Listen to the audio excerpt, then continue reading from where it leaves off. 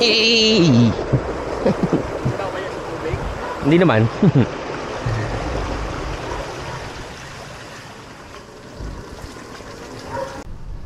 Good morning guys. So tayo ay magko-quick vlog lang. Tayo magko-quick vlog lang kasi tayo bibili ng breakfast. So samahan niyo po ako at alamin natin kung paano mag-calibrate ng display speedometer based sa GPS. So samahan niyo po ako. Let's go.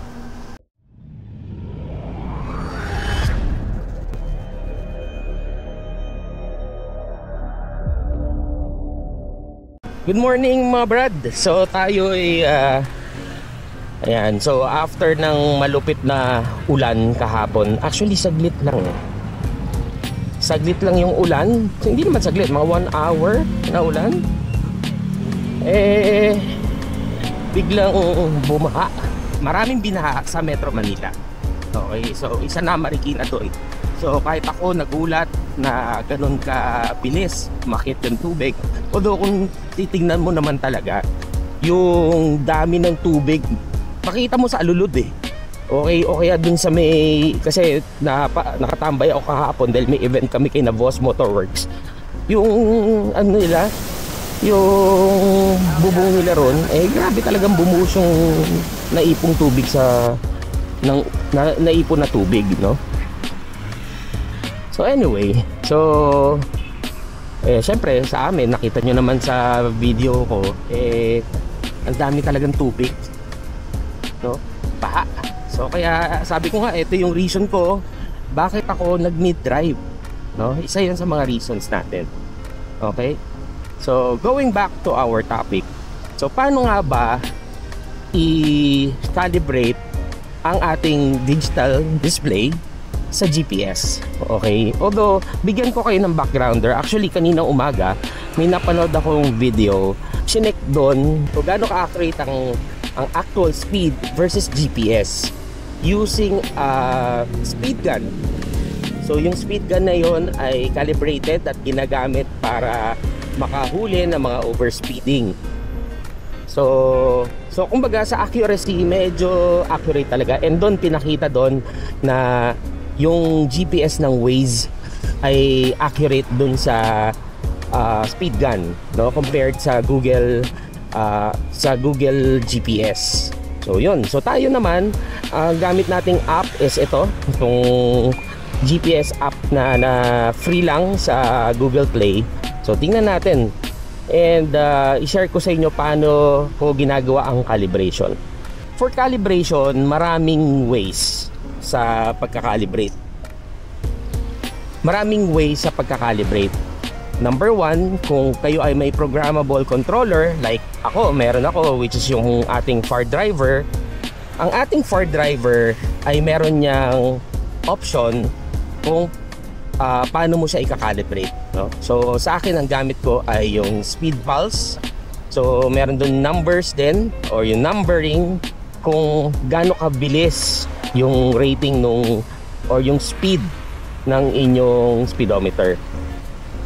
Doon kasi sa far driver, kagandahan sa far driver, marami kang kailangang i-input. Like for example, yung rear wheel diameter mo, input mo yon, diba? Kasi kasama yon sa pagko-compute ng accuracy. So yun. Next po is syempre sa far driver, pwede mo rin gamitin yung analog. Although ako hindi ko ginagamit yung analog. So doon lang tayo sa speed pulse na galing sa motor na binabatong signal sa ating display or sa ating display. Okay, so next mo is yung sa display na mismo kung calibrated. Actually yung kay Rooster, sa AIMA natin, sa A500, ang gamit ko doon is yung TFT display ng Changi display na nabili ko kay Boldpred dati pa, no? So yun, may calibration din yun.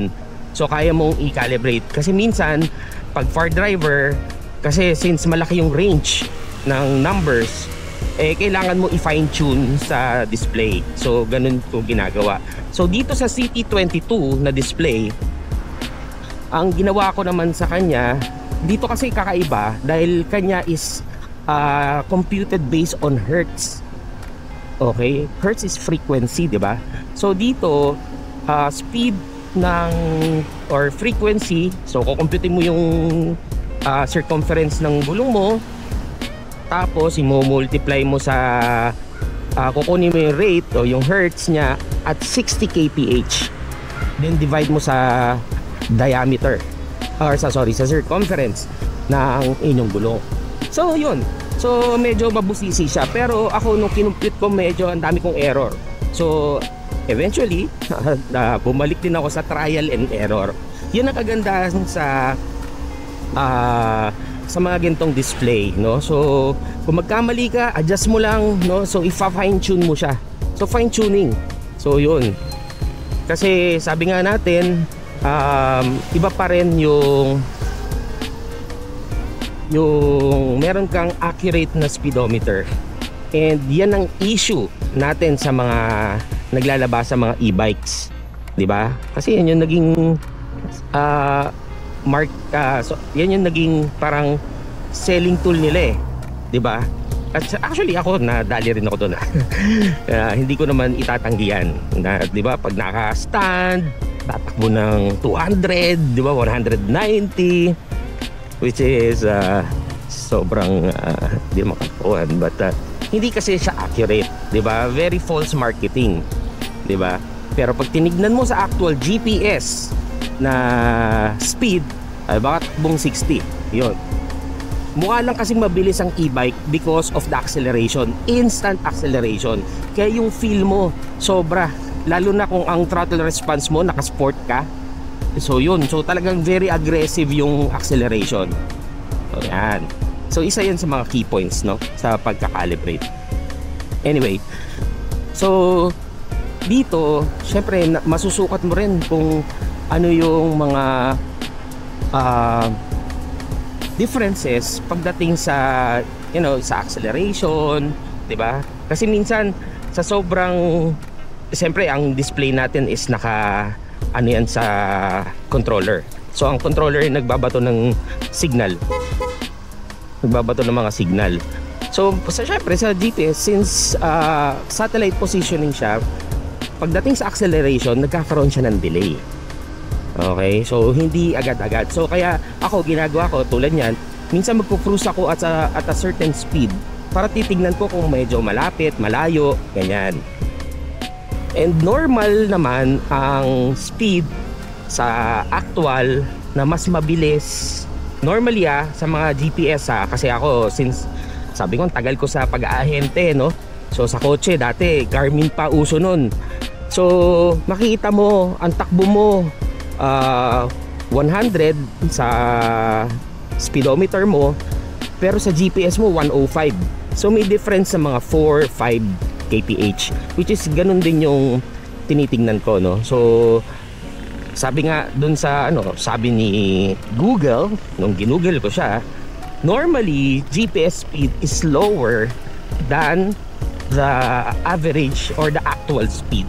So yun yung sinabi doon. So tayo naman within 3 to 5 kph variance or difference, acceptable na yun, di ba? So yun yung ginawa ko, di ba? So yun ang kagandahan again with the programmable controller. At the same time, yung inyong display, no, marami siyang pwedeng ibigay. Tulad ngayon, ako sa voltmeter ko dito nakalagay 87. Pero sa BMS natin, that's plus 2.3 to 2.6 or 2.9 volts. So dito, so plus 2, nasa 89, 90 volts pa ako, diba? So from 100 ang from 100 yung ating full charge or yung full pack. So dito kagandahan sa CT22, yung kanyang battery display or yung ito, yung parang meter na kakalibrate mo rin. So kakaiba siya. So meron siyang i-gauge, ilalagay mo siya at 20%, 40%, 60%, 80%, 100%. So para yun yung babasahin niyang bar, no? Although ako, since syempre may BMS tayo, na-gauge naman na natin. So tulad yan, nakikita ko dito 88.6. So plus 2, sabihin mo na. So that's 91 volts. Diba? Ako, minsan, di ba nakita nyo may mga may mga meron ako mga video na naka-overlay yung GPS. That's through the Insta360. So gamit ko ngayon is yung in-helmet ko. Ang gamit ko ngayon ay yung Instago 3 ko. So para sa in-helmet. And of course yung ating Insta360 X5. So para mas malawak po yung inyong view. So, kung babalikan natin tong speedometer ko, actually almost plus minus 2 kph ako. Okay. So yun. So yan ang nakita kong tulad niya, sabi ko nga sa acceleration. Pagdating sa actual, nasa 43 na to nasa 40. So meron siyang difference, no? Yung kumbaga yung pagdating dun sa actual speed mo. Sabi ko nga, satellite, siyempre positioning, so makita niya. So talaga may konting delay versus actual. Pero ako, happy na ako dito sa settings ko na close to GPS. Okay. So nasa speed 1 lang tayo. Sabi nga strolling lang. And by the way, binalik ko ulit, sabi ko nga yung settings ko, nilalaro ko yan. Depende yan sa situation or sa saan ako pupunta, no? Like for example yung Marilake kami ni Bro Cheng and ni Bro Jasper, binaba ko yung settings ko, no? And sinubukan ko rin ang throttle response na sport, medyo aggressive talaga, kaya ako binabalik ko sa linear para kumbaga, kung bakit linear, it's more of the feel, motorcycle like feel talaga, yung power delivery mo tulad yan, lagay natin sa 3. Hindi yung bigla, alam mo yan, hindi yung bigla, talagang dahan-dahan niyang ibabato yung power mo, diba? Yun, so ganon. So tayo, although tayo naka 200A lang, tama ba? O binalik ko ba sa 150? Kasi kapon nilagay ko sa 150 eh. Bakit ko nilagay sa 150? It's because of the specs. Sa spec sheet ang sabi doon, ang max, ang kaya niya para ma-sustain mo yung efficiency is 150A line. So yun yung sa spec sheet ng motor. So para yung maiwasan mo yung overheating ng motor, diba? Ayan, so tayo naka mode 2. And of course ginagamay ko pa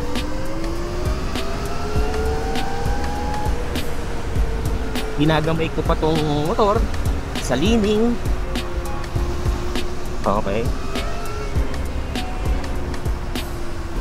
kasi medyo nasa heavier side siya, no? So mabigat, kaya nung sinakyan ko ulit si Rooster, si ating A500, ay talaga nanibago talaga ako, sobrang gaan naman. Okay, so ang ating alma mater, Marist. So yan, tingnan natin yung from 0 to niya, ha. Yan. So test lang to.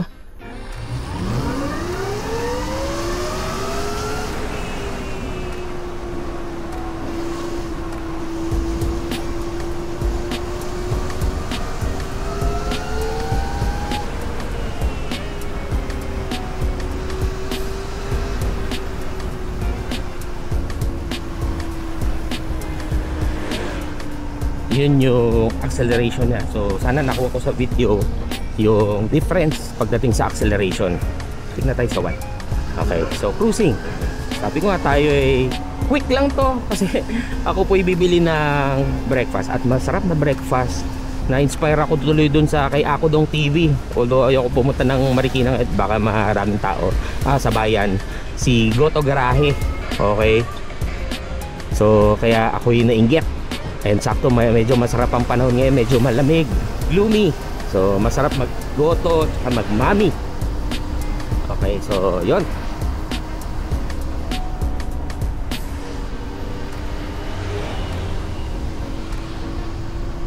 Okay, so sa lahat po na nakatapos nitong video na to, maraming salamat po sa inyo ha sa pagsama sa akin, and I hope may na-share ako sa inyo pagdating sa calibration ng speed, no?